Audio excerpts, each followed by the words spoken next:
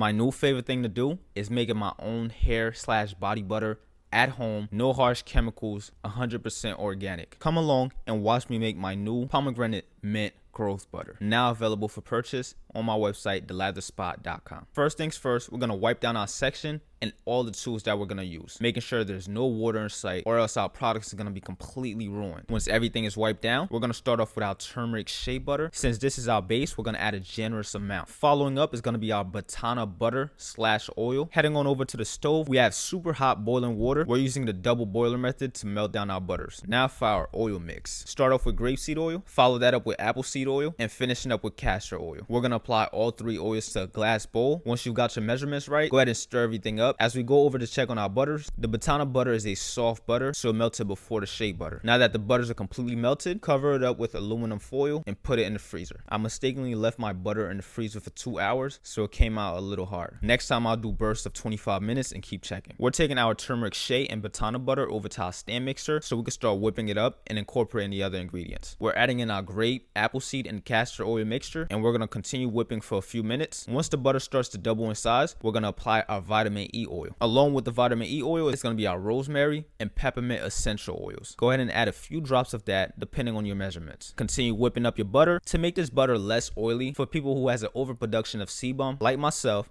I have seborrheic dermatitis, an overproduction of oils that feeds the Malassezia yeast that we all have in our body and causes crazy rashes to my face, scalp, and chest. So I'm adding arrowroot powder to my mixture to make my butters less greasy, so when I moisturize my hair or my beard, it doesn't appear too greasy and make my skin extra super oily. I'm going to finish up by applying my fragrance oil to the mixture and giving the butter a final whip until it triples in size and looks nice and fluffy. We're going to do a final wipe down and get started filling up our 4-ounce empty jars with our premium organic pomegranate mint growth butter. This is the final product. If you love what you see, you can purchase at thelathersspot.com. Use code JUICE10 at checkout to get 10% off your order. One of the main reasons I love this butter, when I apply it to my skin, it's not super oily, exactly how I want it. Perfect. Be sure to follow me for more product making videos.